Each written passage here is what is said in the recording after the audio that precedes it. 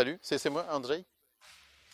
Je suis un Andrzej très heureux aujourd'hui car ces motos vont m'aider à répondre à la question la plus fréquente que nous recevons à la rédaction, à savoir quelle moto acheter pour débuter.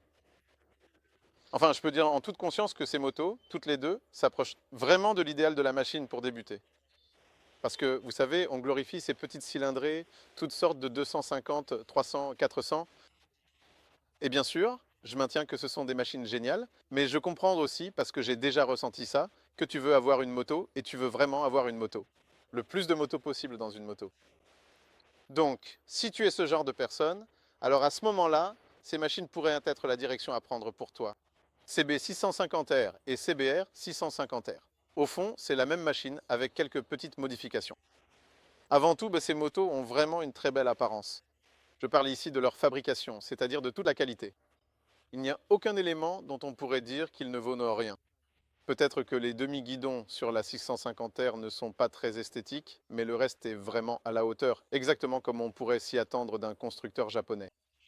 Je ne sais pas si vous l'avez remarqué, mais la plupart des modèles aujourd'hui, en ce qui concerne cette catégorie moyenne, appelons-la ainsi, c'est-à-dire ces 600 utilitaires à un prix inférieur à 400 000 zlotys, vont dans une certaine direction.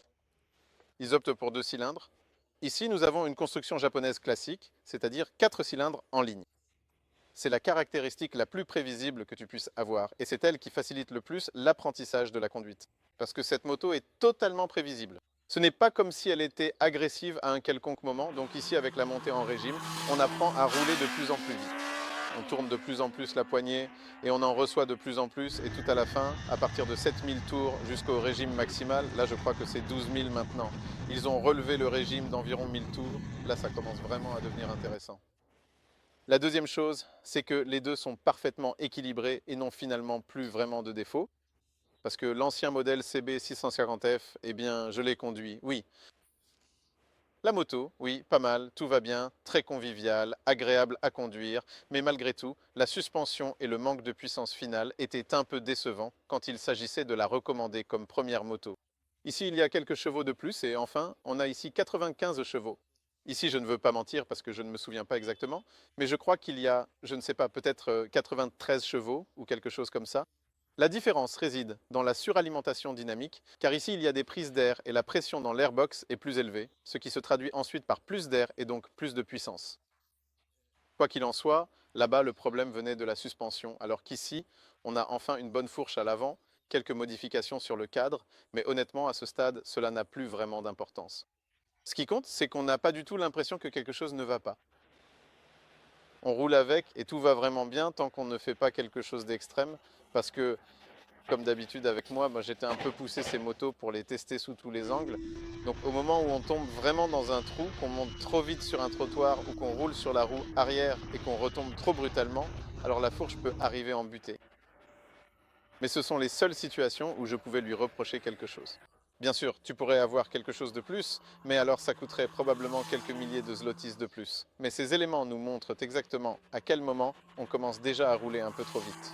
On commence déjà à ressentir une légère instabilité, mais croyez-moi, il faut vraiment aller très très vite pour que quelque chose se produise.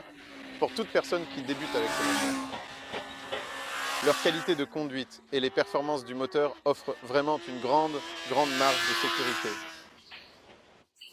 Qu'est-ce que je peux encore dire pour vous en parler? Et qu'est-ce que j'aimerais écrire plus tard? Parce qu'avec l'écriture, on réfléchit à plus de choses et on s'en sort mieux, donc je vous invite à lire. Je suis vraiment charmé en ce qui concerne l'apparence de ces motos et leur capacité à offrir une conduite très agréable, car on peut passer d'une croisière détendue à une conduite vraiment dynamique. Et c'est tout. Ce sera dans le numéro 4, tout l'article, et ensuite nous comparerons encore ces motos, parce que j'ai le sentiment que surtout celle-ci, parce qu'elle est parfaite pour tous ceux qui rêvent d'une moto sportive mais ne savent pas encore bien conduire. Mais celle-ci, en tant que naked bike, avec ses performances, elle pourrait bien bouleverser le marché. Nous verrons combien il coûtera. Si c'est vraiment 35, alors c'est une somme qui vaut la peine d'être investie. Je vais vraiment devoir me concentrer pour lui trouver des défauts, mais je vais essayer. À bientôt dans l'édition papier. Salut. Merci.